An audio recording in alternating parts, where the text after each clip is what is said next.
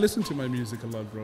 I listen to my music a lot, and it takes me back to even like, you know, whatever hardship I got through in that time, or whatever good thing happened, you know, because it's also very easy to go past the good things very quickly. Yeah. But this is just to say that I needed to live, man. I needed to live and explore my life. I just moved to Joburg around Spajonga Chapter 2, or rather Spajonga Chapter 1 dropped as I just moved to Joburg.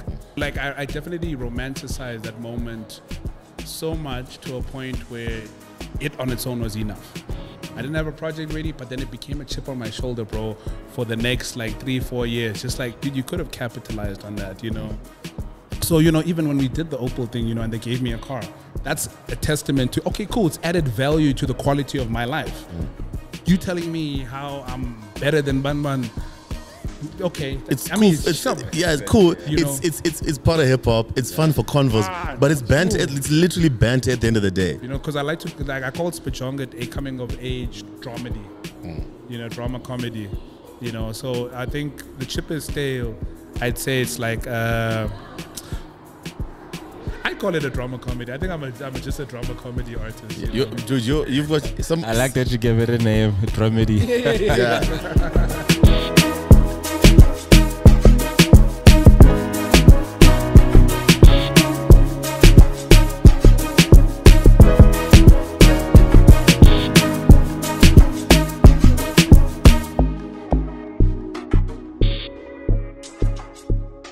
Welcome to episode 4 of Conversations with Uncle Kash, my very own show, proudly brought to you in partnership with the good people at Hatfield VW Melrose Arch. I always like to take my time with the pronunciation of the location, let people know where we are and what kind of moves we're making. Thank you as always to everyone who watches this show. You guys have been doing a great job of sharing it within your social networks, within your friends. I appreciate the numbers. We're seeing the growth in subscribers and views, so thank you so much. As always, this podcast is available on YouTube, Spotify, Apple Podcasts, or wherever you get your podcast. It would be remiss if I didn't thank the good people here at VW. Thank you to Mo, also known as Mo Money, Mo Problems in the background. Had her on the previous episode, Business Agenda episode. Be sure to check that out. My co-producer, partner in crime, and the man who came up with this great idea for the show, Tsepo. Check him out on social media at Who Is Tsepo. He'll have his head down, hiding his face, because Who Is Tsepo is incognito unless Man United are winning. That's another discussion for another day. And thank you to the man on the boards, Vino_T, the good homie, the man behind the Pelicans flying high, you know, denying us points. But it's not a soccer episode. We're about to focus on someone I've been dying to sit down with for the third time. So you're wondering, why are you so keen to sit down with a guest you sat with twice before? Those of you who know the No Hidden Agenda group, we've had this man on our podcast, the No Hidden Agenda podcast. So we've been witnessing a great journey. And the best way to introduce him, I actually put some thought as I was driving, like, how do I describe someone who has got so much going on? If I wanted to do an intro for our guests, it might be 10 minutes long. So what I actually ended up landing on, my guest today goes by the name of ByLwansta, is a creative entrepreneur. I didn't want to limit him to a rapper, an artist, a creative director. He is a creative entrepreneur. And the reason I landed on ByLwansta being a creative entrepreneur is he's someone who, we're going to get into his story, he epitomizes what most creators would want to be in this space as artists. And I just want to say with my chest out that this man is the flag bearer for South African alternative music, puts in the work. Ladies and gentlemen, round of applause for our guest for today, ByLwansta, the man himself. And there used to be a time before the By, believe it or not. They did. Dave, how are you doing, my guy? I'm good, bro. How are you? Hey, I'm excited. You know, whenever I have a guest I'm excited to have on the show, it's like that. Calm down, relax, let the good energy come through for the viewers. But I think why I said there used to be a time before the By, and it's a line from one of your albums. I wanted to start there in terms of Cockstad, your journey to Joburg. We know a lot about you. I mean, I could wax lyrical, but I think that's the best place to start in terms of how you got into the profession as an artist, but Yeah. with a creative background. Yeah. Yeah. Well, thank you for having me. Yeah. Good to be back. I mean, can I say again? Yeah, definitely. Again. Third time's For the the charm. first time. For the first Back time. for the first time, New yeah. platform, yeah. Yeah, man. Wow, it's been a long journey. And it's moments like these conversations with you as well that kind of remind me that, you know, there needs to be moments where I put the flag down and I can acknowledge, you know, that it's been quite a journey because we're on it the whole time. Yeah. It's very difficult to kind of like look back and say, oh, cool, this is where we come from because we're just on the road the whole time. Continuously moving, yeah. You know, I'm in Joburg now as of 2019. Before that, I was in Durban. I was just doing my time, getting, you know, my studies done, graphic design. Before that, I was in Kokstad my whole life. School, life, everything, you know. But the music started there, essentially, you know. My brother, Kimo Sabi, got into it first. And then a year later, I joined because FOMO. Yeah. And then, he matriculates, moves to Joburg, takes the equipment with him. You know, it was mostly, it was all his. Yeah. Anyway, so... But the bug had bitten me already. So it wasn't too long until I got myself a Samsung, my own Samsung USB mic. And then I just carried on, you know, moved to Durban. This is where it kind of starts to, the ByLwansta journey begins, you know, because the time before the By was, you know, just, you know, a lot of fun, like trying things out, doing my best Lil Wayne impressions and everything, you know. And then I moved to Durban and it's my first year leaving home. So there's a lot of newness, but it's a lot of adjustment, you know, growth. Adjustments, being face to face with myself, and you know, it was tough for the most part, like from an emotional standpoint, just kind of introspecting a lot, revisiting so many things, like the concept of normal, like started in that time, 2014, and then it became a mixtape. You know, only to become like, you know, what's going to be an empire in the next couple of years, the normal, because now we've got like the record label, we've got the events company, we've got the creative agency. So, man, I mean, I document my journey.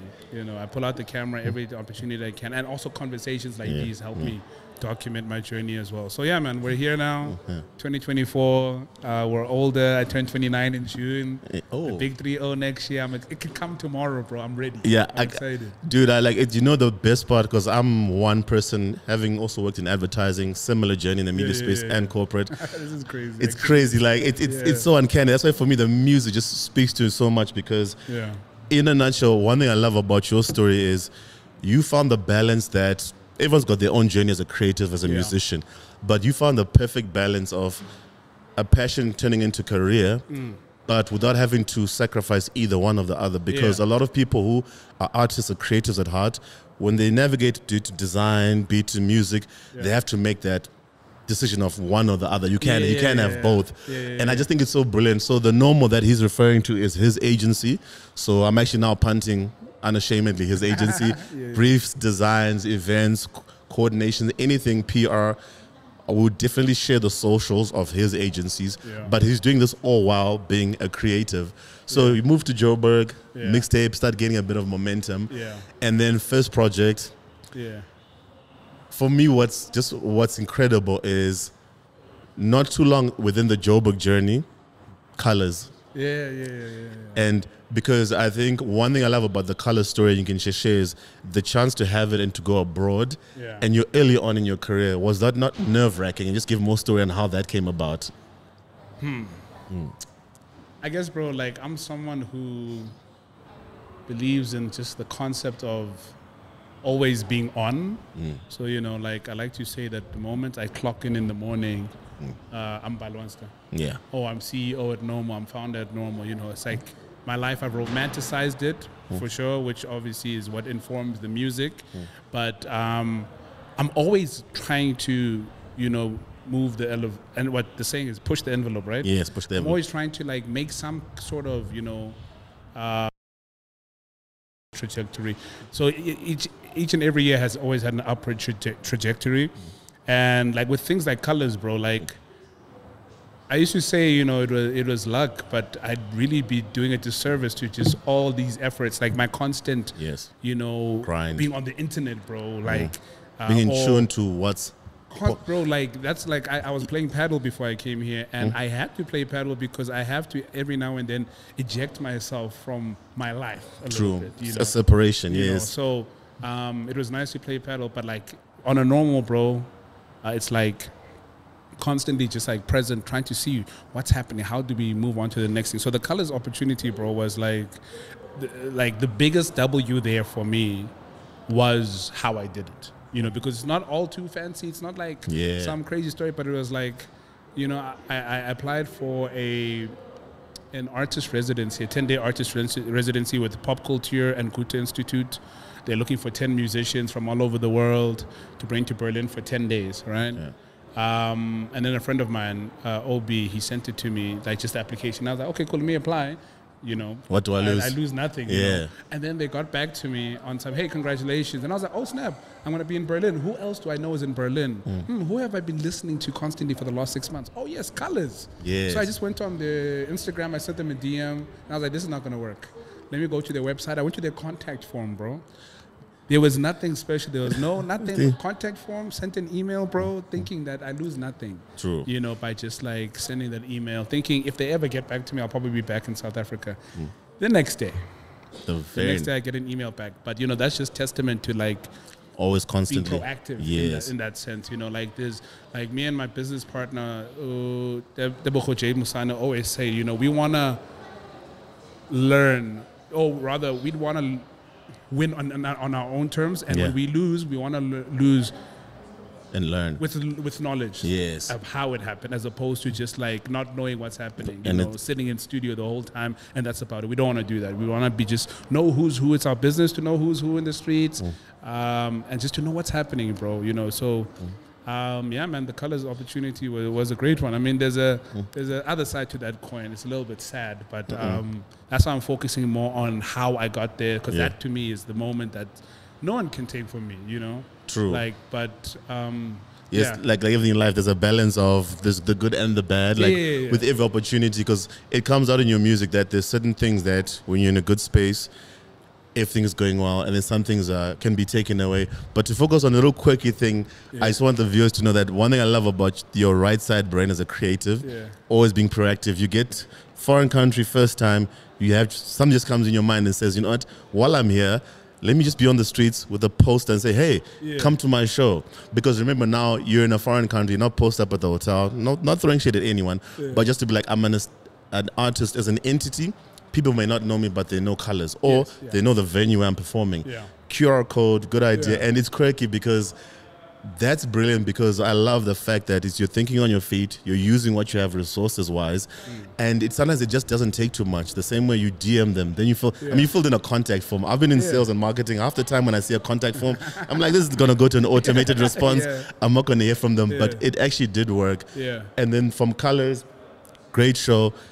Now, does that become like a springboard to say, okay, not what's next? Like, does that put like a bit of a battery in your back to think when I get back to South Africa, it's up? Or is it more of, okay, I see the landscape a bit different? What did that Color show do for you? So I was young, bro. I think it was in 2017. I might have been maybe 23, if I'm not mistaken. But I was young, man.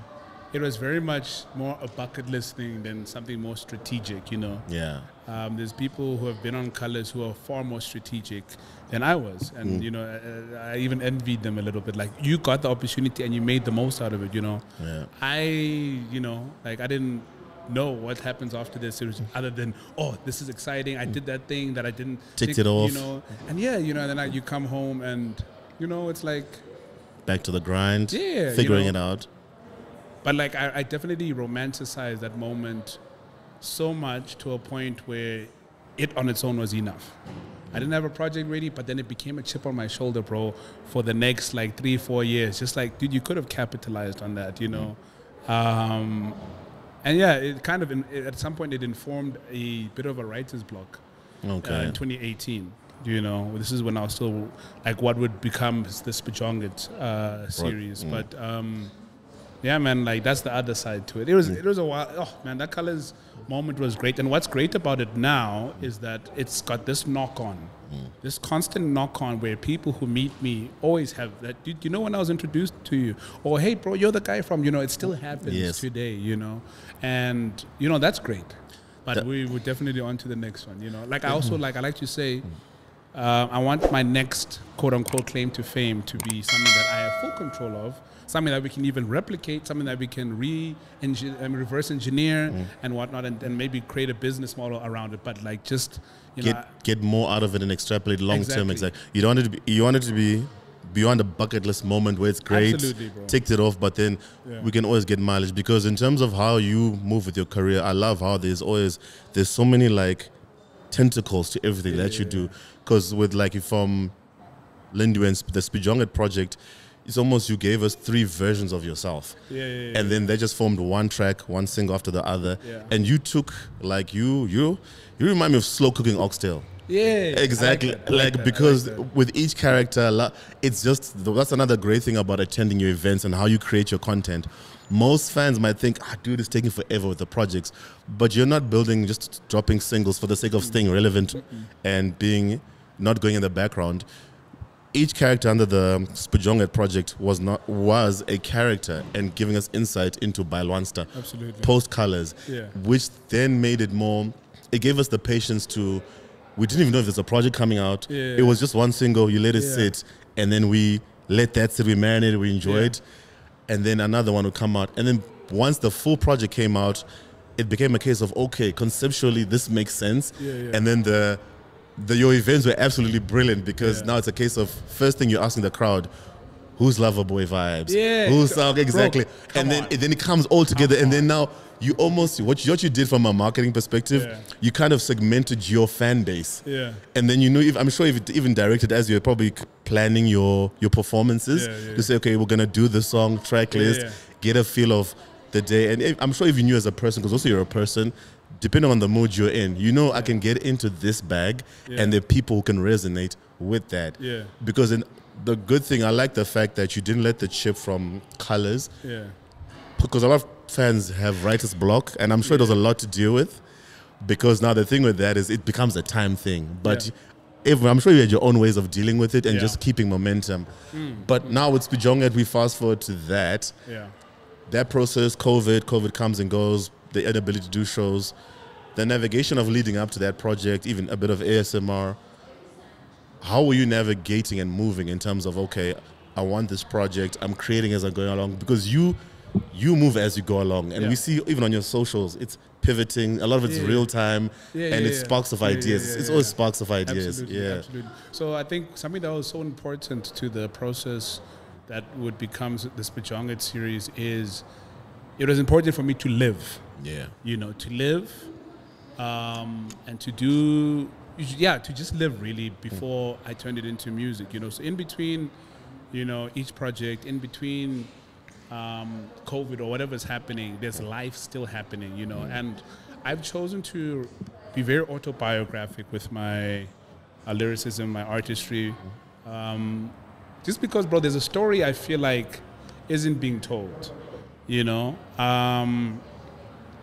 And I think all the efforts that I make from a marketing perspective, design perspective, are informed by the fact that, because it's like just my story, it's not necessarily mass appeal. By virtue of me having like just gone internal completely, I've decided that, cool, I'm aware that not everybody has the exact same experiences. And I think what frustrated me about the industry for a while was, the different boxes that, people were put in. If you were a hip-hop artist, you were put in a box, and this meant you were not making songs like Stay Naked. You weren't making songs like Indie or whatever. It was like, so wait, am I not hip-hop by virtue of me not maybe fitting a... So, I mean, boxes frustrate me. So anyway, just circling back, I needed to live.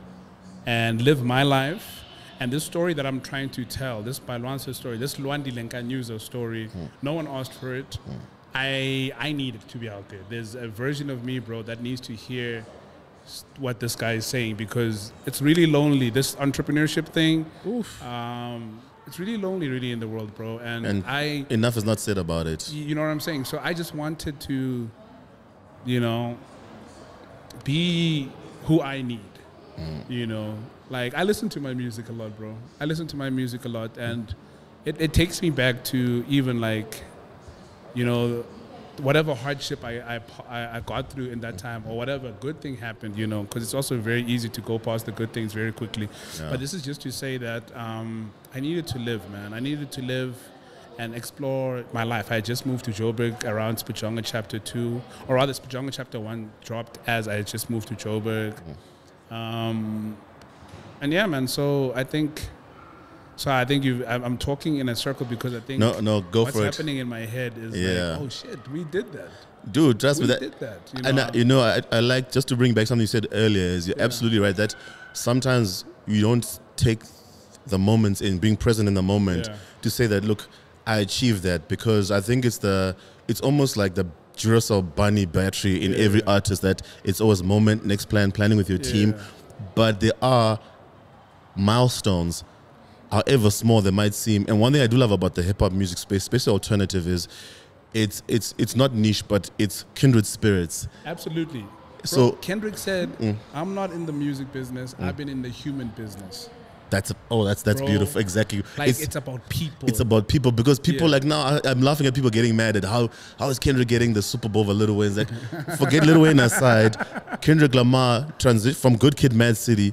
You've seen his journey to he made himself. He debunked something I always had a gripe with like hardcore hip hop fans, which was the music, the industry, the record labels. They don't support real hip hop, but he disprove that, because he did it on his own terms, which is why I love your lane.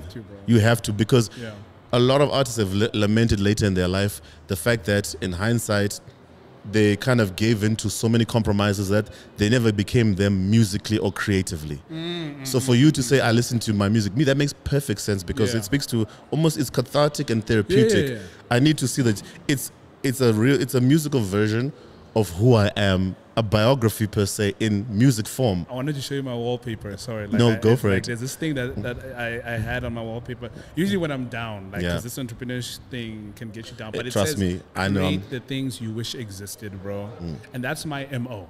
Like, I'm trying to create, like when Walt Disney made Disney World, bro, that shit didn't exist before he created it. That's imagination, you know. That was him flipping papers for the very first clip of a Mickey Mouse. Bro, was just really at the ends and flipping. Even exist. It didn't exist. Before that, it was just rolling static images and film.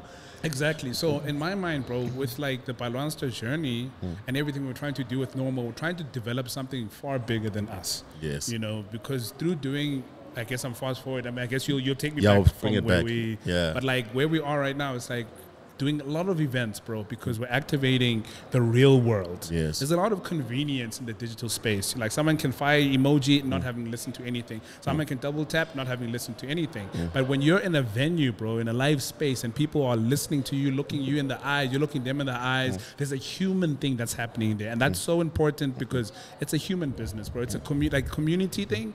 Like, bro, like, I had another conversation with a friend of mine, actually with my brother Zulo. You know, we were talking about like this whole alternative hip hop thing, right? He was like, "Bro, why are you saying alternative hip hop, dog? What you just dropped is hip hop." And I'm thinking, I hear you, bro. And I'm gonna be honest, bro. It's a cop out for me.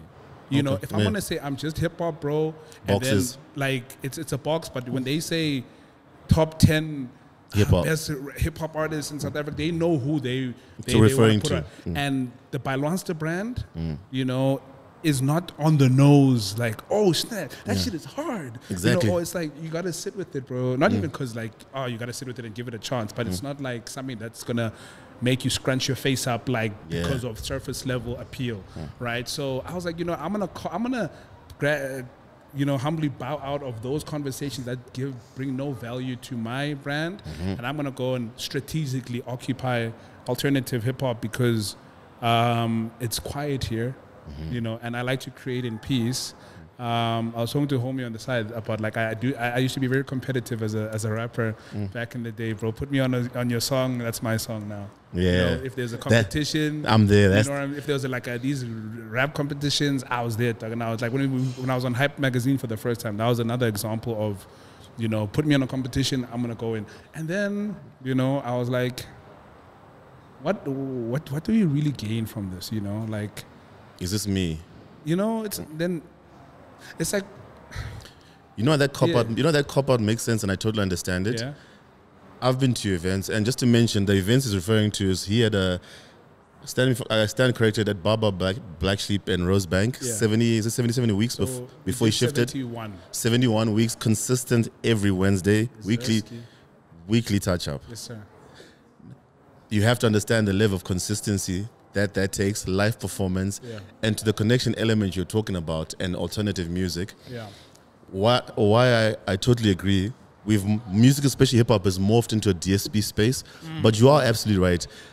It's so easy for one thing we saw during COVID is all the influencer craze at its height is how someone would have millions of followers but could not sell one t-shirt. Why? It was not organic. Yeah, absolutely. It's easy for me to double tap, but I'm not really listening. A ByLwansta needs to be consumed, one, live, and then two, at a level where it makes sense, so I get the journey, I get the story. So if I'm gonna try force myself into what the music industry terms hip hop, ByLwansta, the brand's not gonna automatically go in there. But now there's this space over here. Yeah. That's one. I don't even want to say neglected. But two, Tizo, you wanna come in? Yeah. I was gonna ask when you're done. Yeah. Two, with that space, what I love what you're doing is, I was at your show last week. Now you've got a new venue in Bram. Mama Shaka and friends. Mama Shaka and friends, and bro, like I remember literally my head was exploding. Like, this man does not know what he's landed on. Because what was great is there were there of us who have been there before, alternative, and I like the fact that you kept telling the crowd, I love alternative hip hop music. Number one. Number two, what you did well, even at Baba Black Sheep, is that space that you might seem like a cop out, but I intentionally said you're the flag bearer because so many people are gonna come through your hands. That's one thing I saw firsthand at Baba Black Sheep. Solo and promoting artists, other people from the media space coming to see, guys from Sobering. But in Bram, that lane that you've now chosen, and even if you feel like it's a cop-out, the beauty of that is music sometimes in the creative space, it's like a life thing. Sometimes it's timing and we don't know the journey of how we end up. You might end up at the same destination, but it's Cape Town via Durban. Exactly. So the best thing about that alternative space is this, since following the space in the music, obviously I've always followed your career, but even just last week alone, I was laughing with Al the Third, another partner. Shout out to Al. And I met so many artists. I was on Shazam the whole time, like, bro, I was like, this is I was like, this is a South African R&B artist. Come on, we're cooking, bro. We're cooking. With this kind of vocals. Like, yo, because Al said to me, no disrespect, but we can still have people. If you're talking neo soul, you're just talking Erykah Badu. I love Erykah. I love Jill Scott. She was here last week. But I met a young girl whose vocals and the sound, it sounded like she was rapping over Slum Village keyboards, but she's local. And you look at a project, and then now you want to know more, but you're giving them the platform. So before you jump in, bro, like to that point, it's like as a hip hop artist, I guess it's a cop out, but as an entrepreneur, bro, that's opportunity. That's like, bro, I saw land that wasn't, you know, occupied. that had occupied, and then I walked there, bro. I dropped a seed. Next week I came, and then there was a whole bush, and I'm like, okay, cool, let's build here. You know, because we're building something bigger, bro. So for me, bro, like, you know, and when we're gonna talk hip hop, maybe we just need some drinks and some stuff that is just gonna make us rowdy. Because if I'm trying to talk business, bro, I'm trying to do business. I'm a creative and an artist entrepreneur. I'm trying to, you know, develop land. You know, because we found an opportunity by virtue of having scouted that. Okay, cool. There is alternative music, and it's untapped. It's untapped, bro. And we're here like with our live music residency that translates into a playlist, and then like Spotify. Like before we started at Mama Shah and Friends, I texted Elle. I was like, bro, how would an Elder Third set, you know, sound like if we just got music from our guests, because we had the playlist. So he's like, no, that's easy, doable. And then I think within the first 2 weeks, bro, Al was cooking. bro. Like, and then you don't realize how good your peers are until you hear them in a context where it's not like you're there to listen to their music. L's playing, bro, and he just plays. I'm like, yo, these homies are incredible, bro. Like the homies who've been on the weekly touch-up stage, bro. Like, I don't understand why that scene is untapped. But the fact that we've just tapped in, bro, you know, like we were inside. And L, real quick teaser, L I had a conversation with him how he said after Solo's second album, they had this conversation about how that whole space in terms of how they were cooking, but like Solo just lamenting like how he understands the international artists and how they get acclaim, but there's just this space of if it's not Better Gang, it's Al the Third, it's Books, it's Reason, it's so many who hold their own and can have a space. That's the beauty of our music, how it is now, where at one stage we were only on international artists, but now the subgenres are broken so much that you can have, that's why I even said to you, like a Spotify playlist of alternative music is something that you can generate at Umama Shagan residencies, and you are doing something that a lot of artists are in desperate need for, up-and-coming artists, is just a platform to showcase my talent. Absolutely. Yeah, I was gonna say and I don't want to be too negative, so don't take this in a negative context, right? But one thing that comes out is that sometimes hip hop does have a bit of like a, what do you call it? There's this competitive nature which is good. It leads to gatekeeping. Besides that, it's more they've got this toxic thing of like, especially if you want to go mainstream, like what you were saying. That's like when I listen to you saying cop out, I'm like, look, it's not copying out, but it's actually sort of picking the rules that you want to work with that makes sense. Because if you go into that other lane where you're going to be dealing with, that's why I'm saying it's toxic, like the top 10, the clubs, the hit song. You have to have hits, you have to have a radio single. But what's problematic about that is the metrics to judge that. It's not what the person is making. Like if I'm not that, you're gonna want me to be that, and that's what I'm saying. There's there's an element of this thing that you're like, but I don't want that, and we all know that's not right, and or not that it's not right, but like if it's not your truth, you can't. You know what I'm saying? Absolutely. Like, so sometimes like it's tricky because as a genre, a conversation, I just don't know how do we grow beyond that stuff. But at the same time, I also understand why then someone would rather say alternative, because sometimes it's like, look, I don't want to play by these rules. Exactly. And you know I think, what I mean? yeah, you put it well, bro. And I think what's nice about the land that we're cultivating right now in the alternative scene is that because it's not, fortunate enough to get a lot of these the joys that you get as someone who ticks those other boxes, you're forced to kind of try figure out what are the different alternative streams of income one can generate in this space, and it forces you to be entrepreneurial about your artistry, because if okay, my thing's not gonna rotate on radio right now, so I can't rely on a Samro check, or it's not now, okay, cool, how do we make money as music? And also streaming revenue is tiny. Cool, let's make merchandise, let's do live music, let's do our own shows. Now as as an artist entrepreneur, if I was playing by those rules, it would have been enough for me to be number 1 or number 2 on the MTV whatever playlist or whatever it's called. All these things. It would have been enough for my ego. Yeah. I go home, bro, and then I'm like, ish, this spread's expired. Now you go back to your real life. Yeah. So I don't like things that don't add value to your real life. So you being the number 1 whatever, or the top whatever, the best whatever, if that doesn't put anything in my pockets, you can keep that. It's a facade. You know what I'm saying? So I'm not in the business personally, because I've personally decided to give my life to this thing that I'm doing, And when I say give my life, I mean put everything. I have to eat. I have to be able to move around. So it has to work for me, my life, So, even when we did the Opal thing, and they gave me a car, that's a testament to, okay, cool, it's added value to the quality of my life. You telling me how I'm better than Banban, okay, it's cool. It's cool. It's part of hip hop. It's fun for convos, but it's banter. Cool. It's literally banter at the end of the day. So I can't pay my bills with banter. So what I'm saying, that's the nice thing about where we are right now in alternative, because this is not the official synonym for alternative music, but for me, in my mind, a synonym for alternative music is entrepreneurial.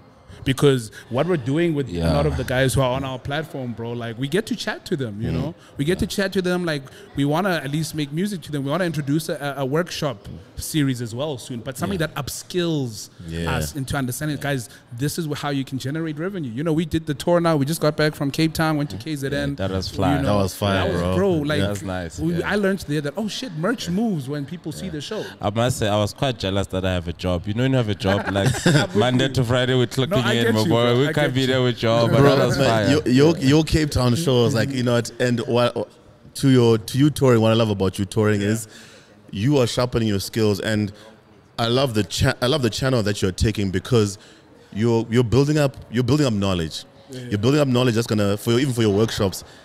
It's basically to say this is the old way of music is like this. Currently we're here with DSPs. Absolutely. And if you want to be someone who doesn't want to go through the usual frustrations we see with artists, here's an alternative way to, pun intended, but to monetize your life.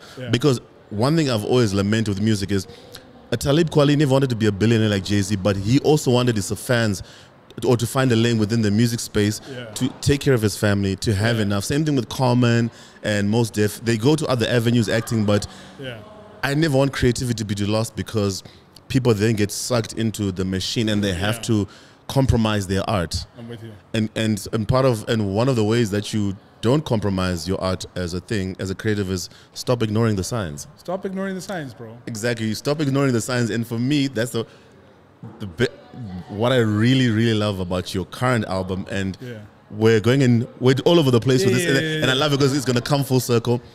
Your current album, The Chip is Still, as you can see. Ladies and gentlemen, this man took a problematic car, came up with a concept, came up with an album with so many great metaphors for life, got a brand partnership, and made it a beautiful project. And I think the best place to start is it's you to the core. Yeah. I know this might sound like the most geeky things. I'm sure he gets a lot with fans, but as a creative, as someone who's working in advertising, every time I listen to your album, and as someone who also owned a white Corsa Light that was problematic, that all my friends know about, I could relate so much to these metaphors. But a great place to start with this current album is it's you through and through, which is, I love the fact you said earlier, I listen to my music, I live through my music. The good times about how we're living now in modern day times is conversations and safe spaces are now existing in life, family, and even in corporate, about where we can have convos about feeling like an imposter. For the longest time, I know that there are grown adults running around feeling not good enough in corporate. People getting leapfrogged by bosses. The people with strong personalities take your ideas and run with it. There's the imposter syndrome, just feeling not good enough and just second guessing yourself, and many things that there are now safe spaces that we can discuss those things. So, where I would like to start with your album is you realize from a young age you got a dopamine hit of what it's like to get that feel-good factor from other people. Absolutely. But there's an ankle weight and a crutch that comes with that. So I think I love the first story. That's actually the first track. And how did you even have that thought at a young age? It's quite uncanny. I can relate in my own way, but it's uncanny because I'm laboring this point because there are people who have that, and I also wanted people to listen to the album. At a young age, how did you come to that realization, and then it now charts how your personality is molded? I mean, listen, bro, when you're younger and, you know, the people pleaser bug bites you, you don't really feel it. You know, I joke at the shows, you know, like I say stuff like, you know, guys, when when the clinics would come to your school and then they give you the vaccine, there's one that they came with. I was absent that day, and it was for people pleasing, you know. So I just joke. That's, you know, I consider myself a bit of a segue god after Bill Withers, R.I.P., because he's great at introducing songs. So I storytell between songs. Not like I've shortened them, but like it's like nice to just paint the full picture, you know, and connect. And connect, you know. So yeah, bro. I think I was just like I was a nice kid. You know, is how it felt. You know, I was kind. My mother always affirmed me in that time.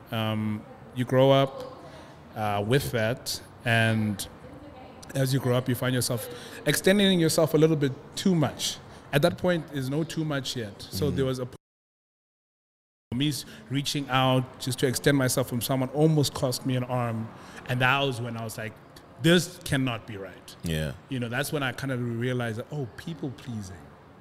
this is what this is. It doesn't feel good, you know. But as a kid, bro, like it was dopamine, bro. Whenever like my mother, you know, would always be told, "Oh, your son is so polite. He's so polite and everything," you know. And it felt good. It felt good, you know.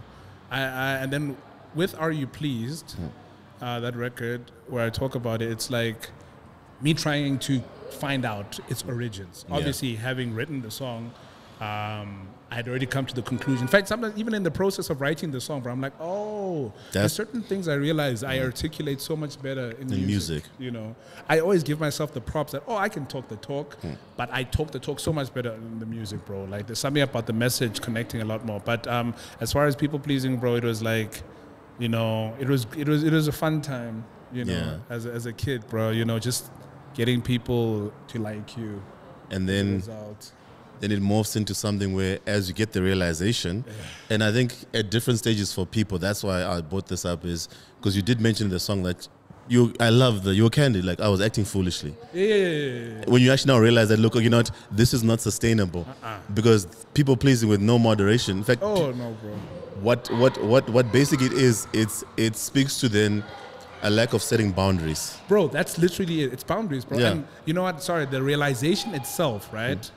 That I was people pleasing, and that moment I almost lost my arm is, as a people pleaser, now you're a giver. You're a giver, right?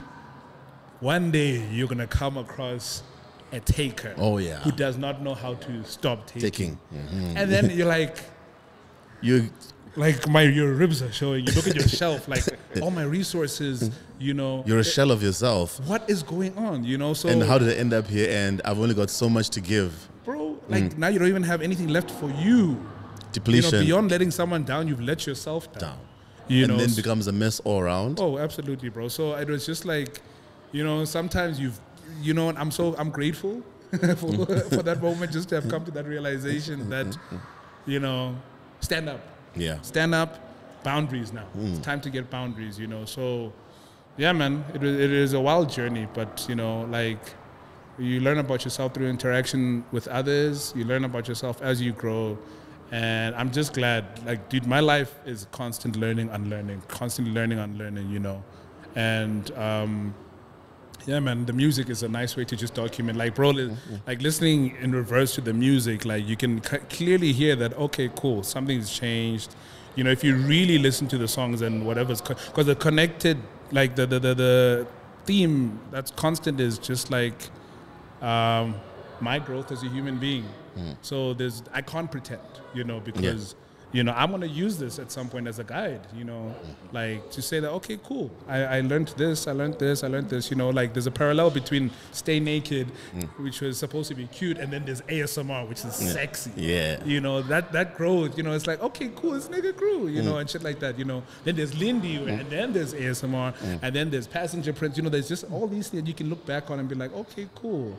A documentation of a human journey to, or a young person's journey to adulthood, or stuff, you know, because I like to, like, I call Spajonget a coming of age dramedy, you know, drama comedy, you know. So I think the chip is stale. I'd say it's like I call it a drama comedy. I think I'm just a drama comedy artist. Dude, you've got some. I like that you gave it a name, dramedy. So, you know, you've got little quirky lines that always remember this guy is right brain for real, because it reminds me of early day Kanye West. She's got a light skinned friend look like Michael Jackson. It's like, exactly. It's funny in the moment, and if you're creative, you don't. That's cool. Put in pen to, don't even overthink it. Rhyme scheme, because with this album, what's great about it, and your sequencing of that album is to the T, from the start to the interludes, because with each topic that you unpack with each song, the constant theme is stop ignoring the signs. Absolutely. Because what happens is you as people, you know, life is transformation, it's growth, it's journeys. I'm really big on journeys, yours and other people. We learn so much from others, and we also learn a lot about ourselves. Absolutely. The thing is, introspection is a scary place for a lot of people. Even the ones we think have got it all together, literally, the strongest people. That's crazy. And you've got a perfect vehicle in music where you can channel, and people love music. It's melodic, it makes us feel a way. Sometimes we can escape, a good kind of escapism. Just for that moment, I'm at a show, I get to feel, I get to like to just unwind. Yeah. But your music has always got the consistent of a message. And you took a car that you could have just got rid of it, but like, no, this car, I'm gonna let you. You put on overalls, bro. You became a mechanic. The only difference between my car and yours is mine was always across the shop at my street, you know, getting fixed for one thing or the other. But life is going well. Things are great. You put your foot down on the clutch, your foot comes back up, the clutch stays down. You and I have both had the same thing with the same car, and it's a beautiful metaphor for how in the ups and downs, as you're finding yourself, there has to be that consistency of, as you know yourself and you develop, it doesn't become too much of a catastrophe. That's, and also where if things go well, artist journey, life journey, you know, you can handle little mini storms, but there's things that it never feels nice in the moment, but there's storms that build thick skin, that build character. Like I know now you won't finish, you're not gonna flinch if your car coughs. You probably like, that sound, I know it alternator, cool. How did it get here? I was ignoring the signs, but I'm no longer ignoring the signs. These lights, I know what they mean. And if you take that for relationships or jobs, I've been seeing that this environment is getting more and more toxic, but I keep letting it take from me. I keep letting it take from me. Is this girlfriend, is this boss, is this paycheck really worth it? And then sometimes you think, I now need to step on that ledge and make that bold decision. Even if you're the most extroverted, easier said than done, I tell you, I mean, like, I'm speaking from experience that sometimes you might wait until the 9th occurrence before you finally do that, what you knew you always needed to do. And you just gotta hope that's not the final one. Exactly, because stopped at number 7. At number 7, or even before. Exactly. But with your process of making the music onto a probably more lighthearted note, dude, I absolutely love partnering with Opel. How did you get that to come about? Because I know we've already spoken about how you and your team constantly looking for different ideas, different avenues, how to monetize. But for someone to take a car that's giving them trouble and to get a brand to be interested in you as a rollout for your album, how did that come about? Great question. Well, bro, listen, like, I'm not going to say we had the Opel thing in the plans, but we put out every single effort and intention into this campaign that it would only make sense for that to be a knock-on from our efforts. Because, like, when we decided we're going to roll out this album, like, it dropped in May. We started rolling out beginning of February or end of January, you know. Like, we don't want to sell music in our campaign. So we're selling stories.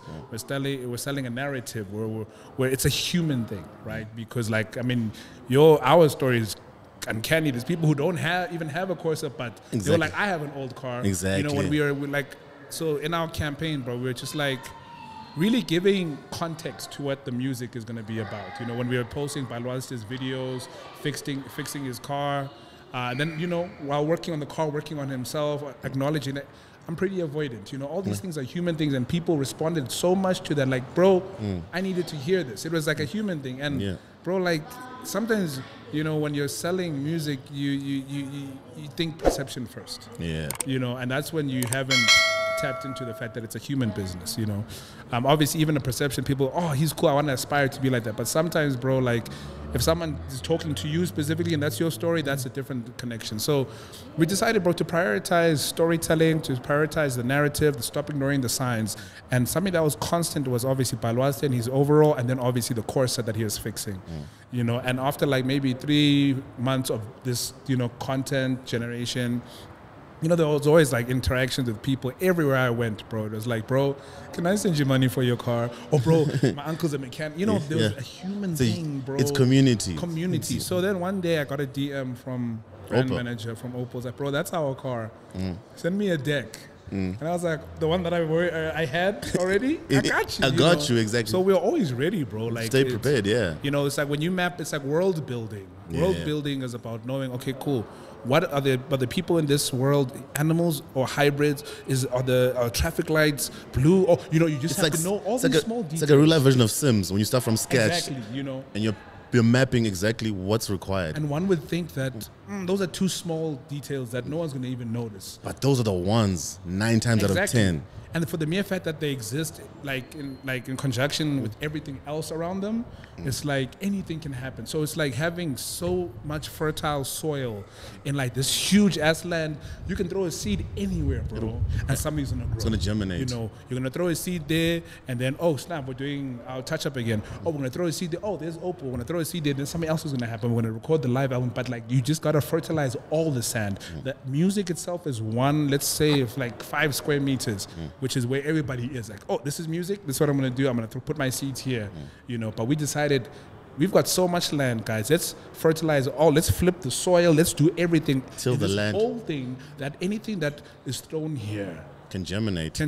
But whatever it is. So that was the effort we put out. So when Opal reached out, bro, it made sense. It was like, yeah, let's rock. It was a no-brainer. And what I love about them reaching out is, I always love, because for me, I think it's like one of my favorite Nas lines from Lost Tapes is, there's no ideas original. Hey. There's nothing new under the sun. It's not what you do, but how it's done. Because with that is, that brand had enough wherewithal to be like, listen, any brand is running far away from one of our cars is problematic. Like, no, that's our car. Let's get him and people who own that car and have stories to tell. And then, oh, by the way, we've launched a new version of this car. And timing, bro, alignment, timing, and who better than someone who's painting a beautiful narrative through a creative. You could have been just from design, but you've got music behind it, and music brings emotion with it. Absolutely. And then what I love, like you're saying, I started seeing people with even different brands. Like, I've got an old car, I've got my Yaris, and just seeing the hashtag, the chip is stale, and it speaks to community, because one thing we live with COVID also taught us is modern day living has kind of made us concrete jungle. We're to ourselves, by ourselves. We're not, the Ubuntu that we aspire for is really not there, which is why, as much as we like making fun of each other as fans of different teams, but that pride of even someone getting antsy about, Man City, Man U, it's not really about the football team. It's a need for belonging to something. Bro. We used to belong to tribes and clans. Then the way we lived as Africans kind of changed. So we've kind of pivoted and gone to different things. So I like the fact you're speaking to land, because few things can germinate from there. And with what you're doing with the residencies, giving other people platforms, opportunities, you're flipping the script on the open space and how you can make a name for yourself as a creative. Gone are the days where if I'm an upcoming artist, my best thing is to go to like back to the city with my demo, hope to bump into a Casper, Ricky Rick, J. Cole did the same thing, hand you my demo. Or how do I get in an industry that's daunting? But so many other avenues of what I can do, and then monetizing. Absolutely. Monetizing is critical because at the end of the day, you talk a lot about, like, we joked about eating noodles or no, but the landlord's not going in there at the end of the month. You see, now, as great as you are, so the bells and whistles of being #1 on DSPs, working the system, compromise some of my art, but I'm not really earning enough to live the life I want, and compromising. Absolutely, bro. So for me, the most important thing is a sustainable career. You know, like, I was young myself thinking that blowing up is what I want, whatever the fuck that means, you know, but sustainable career in the arts. You know, I always say to myself and to the homies, bro, like, by virtue of you having chosen a career in the arts, you are an entrepreneur. Because, bro, and one of my takes, man, is about Maslow's hierarchy of needs. Art lives at the top, bro. I think it's self-esteem, self-actualization. It's at the right at the top, exactly. Right? And why it's there is because physiological needs, bro, are bread, sex, food, shelter, bro. Like, if you have to choose between my CD and bread, you're choosing bread. So I need to understand, like, at the top, and as an entrepreneur, what's funny, and I had a chat with my lady, if you flip the Maslow's hierarchy of needs upside down, that's creative entrepreneurship. Because if you think about it, being an entrepreneur isn't easy. You know, no one asks for what you bring, but people are going to learn to, you know, get used to it. But, like, you're self-actualized. The esteem is great. You just kind of don't have bread. You don't have bread. Exactly. You don't have the basics that you need. Exactly. It's actually great. I've never thought of it, but it literally is upside down, because you know what's great about that? Most people, and not to, like, in terms of whoever jobs, careers, you know, things are ticked, but a lot of them yearn for top of that pyramid because Absolutely. the job, everything, you might even have the life, the bells and whistles, but there's a long inside because Definitely. it's not there. And that's Fulfillment, a bro. fulfillment, contentment, and peace. Whereas as a creative, that's your starting base. You're there, though. You're That's there. what you're self-generating. All that. It's Yeah. fueled by you. Whereas I think the flip of it with that hierarchy is it's fueled by things, stuff that is man-made, by jobs, by title. Yeah. And I think we can all safely say, not to speak badly of those things, but we've learned that those things don't fulfill you, they don't sustain you. It takes milestone moments to lose a loved one, Yeah. job change, retrenchment, good and bad things, even milestones to be like, you know what, maybe this rat race and the things that we aspire for so much, Yeah. they're not really giving us what we need. Yeah. That's how sometimes you have people who pivot, okay, you know what, I will take a job cut.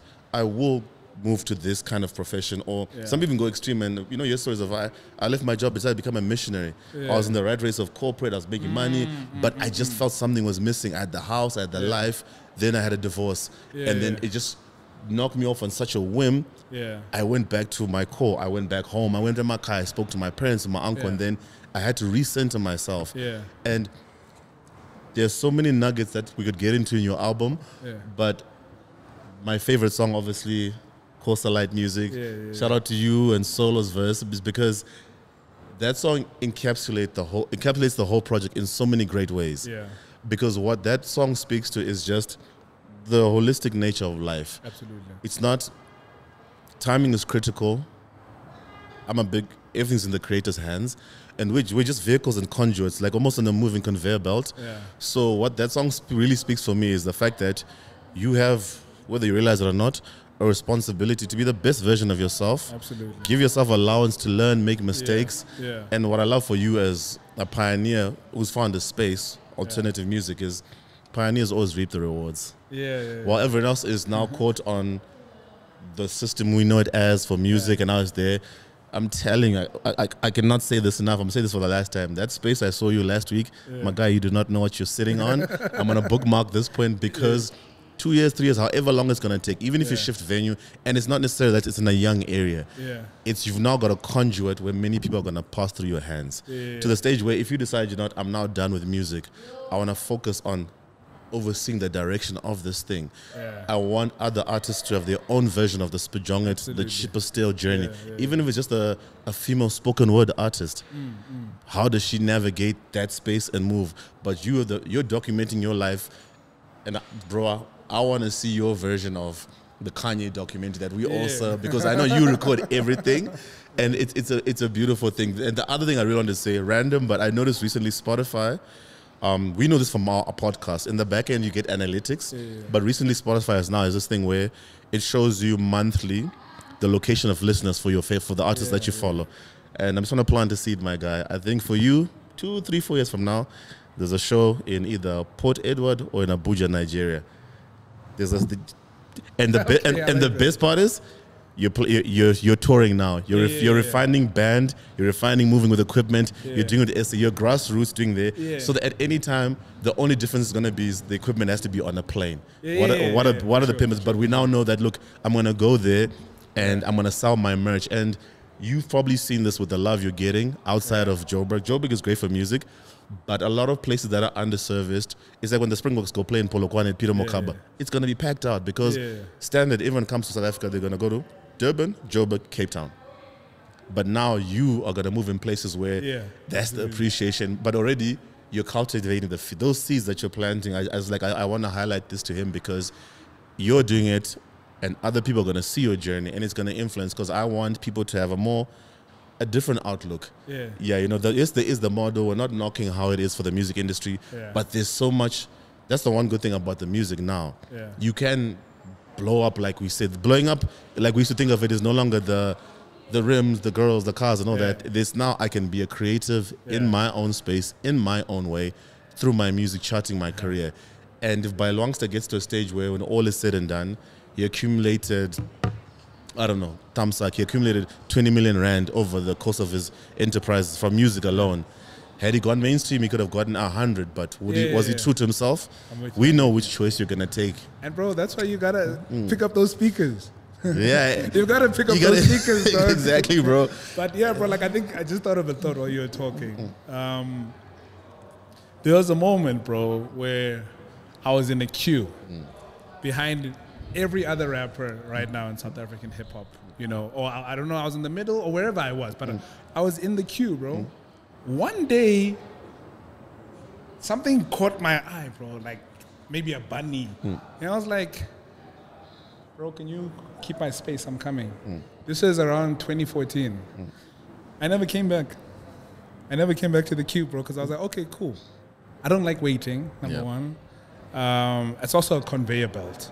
You know, and that's where I guess the route I took started, because it was like, this queue is not moving. And if you're gonna one at a time an artist, bro, like I'm not trying to be one at a time, bro. I'm not. So even the concept of blowing up is like a moment. You know, no. I've got 100 moments, bro. Like so many opportunities to secure the win. You know, so this is just to say, yeah, man. I think it's definitely lonely. Like there's a lot of downsides to entrepreneurship, the route less travel, entrepreneurship, and everything. Just having people who can relate, you know. Office days. You know what I'm saying? People checking on understand, you. bro. But you know, it's difficult when you know you wear all the hats, and maybe the person who the people who could check up on you only wear one. There's a disconnect. They can understand one facet of you, and you'd probably need a close circle, not too many, an intimate circle, but of entrepreneurs, and also entrepreneurs who understand the many facets to you as a person, and also you as a person knowing. I've learned this also, knowing who to reach out to for what. Absolutely. I've got friends who are great for entrepreneurship, where I learned in the past that okay, if I'm having relationship challenges, he's not the one to go to. I'm with you. But for entrepreneurship, the decisions, run of the mill, if it's numbers. Teases that guy. Exactly. Because it's also tricky, bro. It also like even the entrepreneurship route we're looking at, it's like we're not solving for a need per se. We're solving for a want. If you think about it, because again, self-actualization. You know, like you need. It's still Maslow's hierarchy of needs. But there's more important needs. Like from as a human being. And prioritizing. So we're not. That's why I thought if I'm gonna be in a room full of entrepreneurs who have come up with a solution to clean the water in this area, or to make, you know, the bread multiply on its own, bro. Like sometimes I feel like maybe I shouldn't be here because I've got my CD. I've got something that's more of like a need. So maybe this might not be the room. I just need to focus on creating value. Creating value is so important, bro, because that's how people, like we always say, one of our metrics for success at our gigs is if we see less friends, we're winning.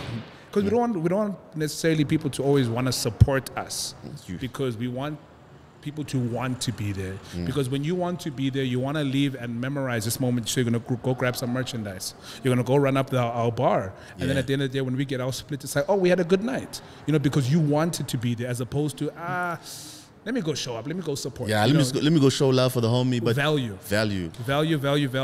And that's why that even informs our prices, bro. You've got to, like, when you're selling art, bro, you can't sell it through support me. You can't sell it through the support me business model, because, you know, you'll find that, that's why, I mean, even example, if you're a street artist and you sell art by the robots, probably like 500 a grand, but put it in a gallery, it goes up to like 100K, 200, you know, things like that. It's just about, like, you know, positioning art. Because how do you really quantify the value of art? You can't say, oh, I used black paint. This is why. No, it's paint. Yeah, because how would you sell this particular kind of oil paint? And the subjectivity of art is based on the consumer and who's gonna their perception, how they're gonna interpret it. So while one person might pay 5,000, another person will pay 100K, and some of it is also where it's been placed. Absolutely. Yeah, dude.